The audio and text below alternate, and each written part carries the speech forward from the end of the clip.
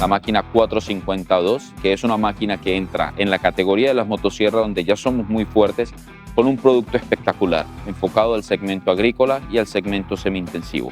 Esta máquina tiene diferentes atributos que vamos a recorrer y vamos a empezar a agregar valor a todos nuestros usuarios finales a través de todo lo que tiene incorporada esta, una vez más, tremenda máquina. Entonces, si nosotros empezamos a hablar de los sistemas de arranque, esta es una máquina que tiene trinquetes metálicos.